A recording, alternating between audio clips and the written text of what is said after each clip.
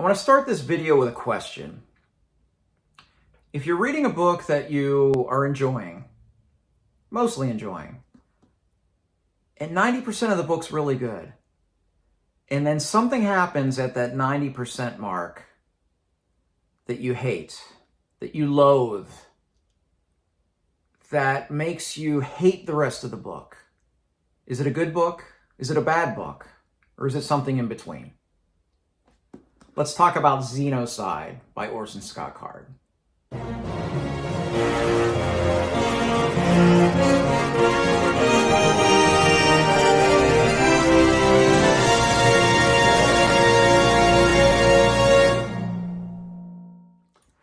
Hey everyone, so for my review of Xenocide by Orson Scott Card today, this is going to go a little differently than any of my other reviews you may have seen.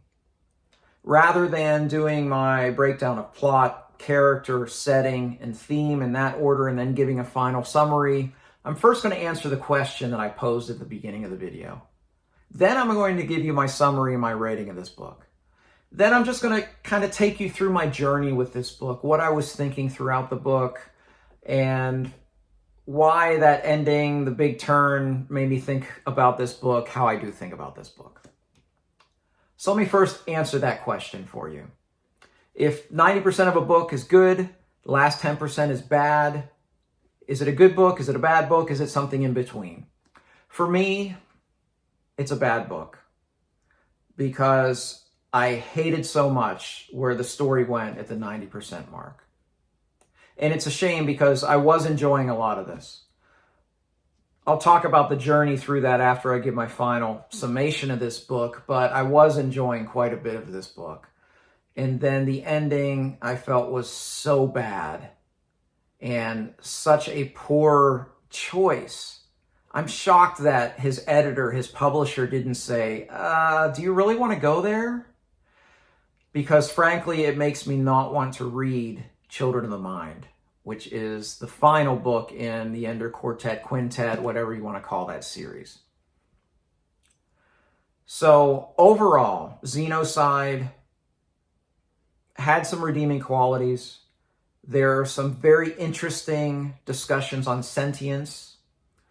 There are some interesting scientific concepts. Some of them steer a little bit too far into the hard science portion for me. But a lot of this book was really well done. In fact, there's some very good character work in here. And I don't always say that about Card, especially with secondary characters. But I felt that Xenocide did a much better job than Speaker for the Dead talking with character. But overall, the ending was so bad. For me, it ruined everything that came before it. I gave Xenocide a 2 out of 5, which is not in the hate category. For me, 1 out of 5 is if I hate a book. 2 out of 5 is if I don't like a book.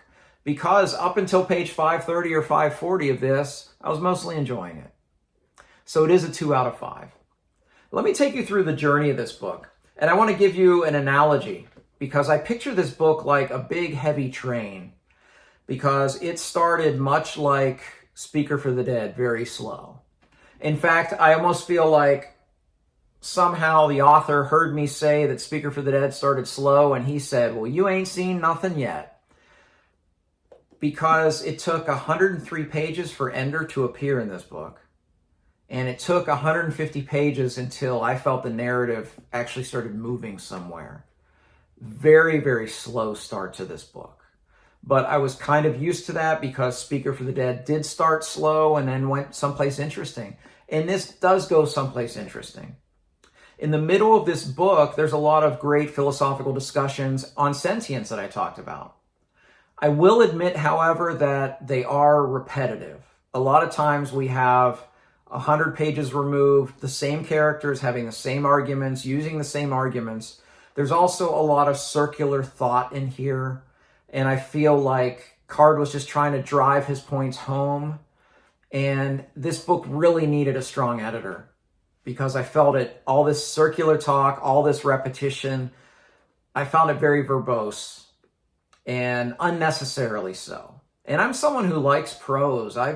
If flowery prose is done well, I'm fine with it. If long-winded dialogue is done well, I'm fine with it.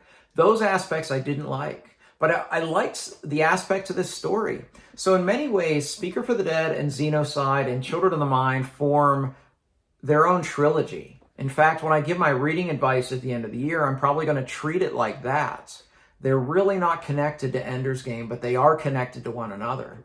So this book takes the aftermath of Speaker for the Dead, and it's just trying to solve one of the last plot threads that was left from that. This fleet that is coming to destroy the world and to kill 2 alien sentient species and the humans on board the planet, because there's this Descalada virus which has infected everything, which could potentially wipe out humanity across the universe. But of course, space travel takes a while. So this is 20 years later, and we're still waiting for that fleet.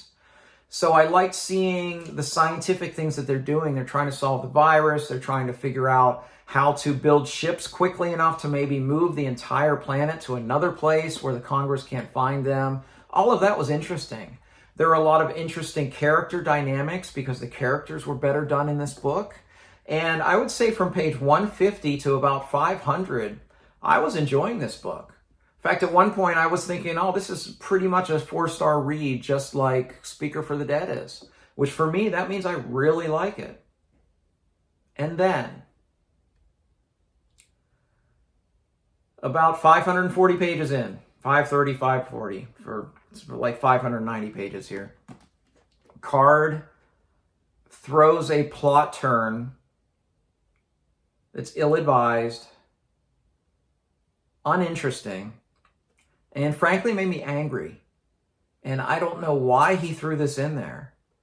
I've been thinking since I finished this book about a week ago, what is he trying to explore thematically with this? I can't answer it.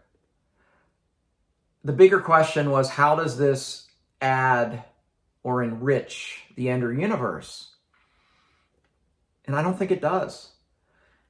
I've heard the term hate read before, and I haven't really understood it, but I kind of hate read the last 60 pages of this book because I was so angry at the author for in many ways betraying one facet of Ender's character towards the end of this book. And to go back to my train analogy, it started slow out of the gate, and then it got moving, and it was chugging along, pages 150 to 500, and then page 530, 540, total derailment. I was so disappointed by the end of this book. I mentioned earlier, so disappointed that I didn't want to read Children of the Mind.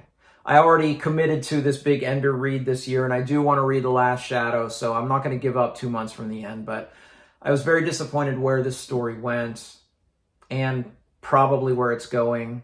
Again, this is a reread. I looked at my initial review, and what I said then, although I gave it 3 out of 5 then, what I said then was, I'm really ready for this series to be over. And unfortunately, that's how I feel. Unfortunately, this big, grand Ender reread started with the 2 best books. In February and March, Ender's Game, Ender's Shadow. Head and shoulders the 2 best books in the entire series. And I read those first, and it's been nothing but a plummet since then. So it's been disappointing.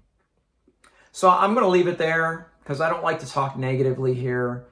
But I was obligated to review this because I am reading all of these Ender books this year. In fact, it's made me change my plans for the future. I don't think I'll ever get myself into obligating myself to review a book.